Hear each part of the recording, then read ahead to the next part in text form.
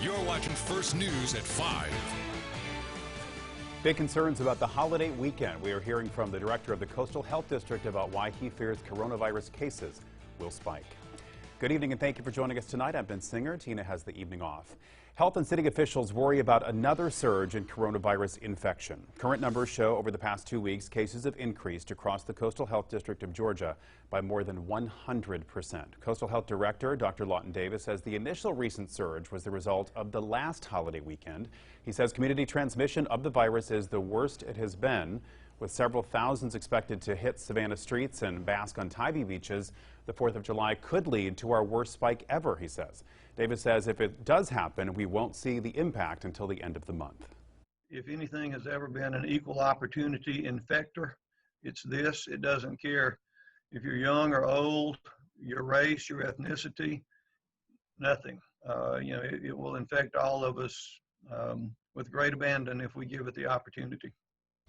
Davis, of course, urges the public to wear face masks and avoid crowds, especially indoors. Coming up at 6 tonight, we're talking to Savannah's mayor about the expectations for the 4th of July weekend. Now an update in Bullitt County is confirmed by the Statesboro Herald. 7 patients are on ventilators at the East Georgia Regional Medical Center, and the hospital is not allowing visitors at this time. Although county leaders are calling for a mask mandate, the mayor will not approve one, citing no legal basis without Governor Kemp's support. There are now 411 confirmed cases since March 27th. We are on your side with the latest testing change in Chatham County. On Monday, the Chatham County Health Department's testing location will be moving to the Savannah Civic Center in downtown Savannah.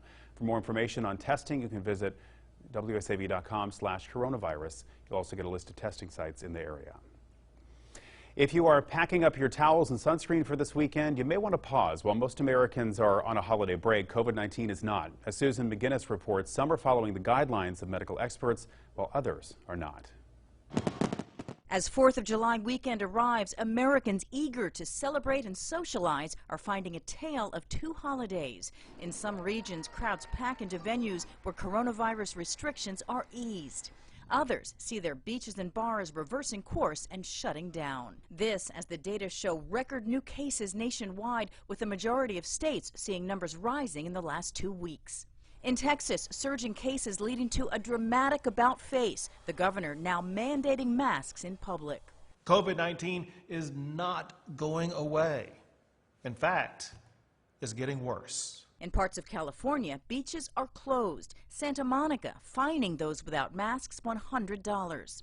Across South Florida, beaches also closed. Fireworks canceled. In Miami, a 10 p.m. curfew. Farther north, 3 Florida mayors banding together, beaches open but mandating masks. But if it got out of hand for any reason, we could shut it down very quickly. President Trump urging thousands to join him at a celebration in Mount Rushmore. No masks required. We won't be social distancing. From health officials, a different message. A plea to the young. If you want college football in the fall, young people, please wear a face covering. It's so important to stay home right now so you can go out later and so that people stop dying. A message that precautions today mean fewer lives lost tomorrow. Susan McGinnis, NBC News. Let's take a look at some beaches closer to home and what they're doing to keep you safe this holiday weekend. On Tybee Island, Mayor Shirley Sessions wants the public to know they should expect large crowds this weekend, which means traffic delays. Rangers from the Department of Natural Resources and troopers from the Georgia State Patrol will be on the island to enforce social distancing. Remember to wear a mask if you plan to go to a restaurant or do some shopping, and fireworks aren't allowed on the beach or in public areas, and the annual display has been canceled. As for Coligny Beach on Hilton Head, there are no formal safety measures in place, but they do want to remind you to pick up your trash after your day in the sun is done. COVID-19 has shut down many cities' fireworks shows, which means more people may be ready to put on a show of their own. But with those backyard fireworks comes potential danger. News 3's Andrew Davis demonstrates what can happen. They're fun for the whole family to see and set off, but fireworks can be dangerous. 10,000 people were injured last year and 12 died. Injuries and deaths that could have been avoided.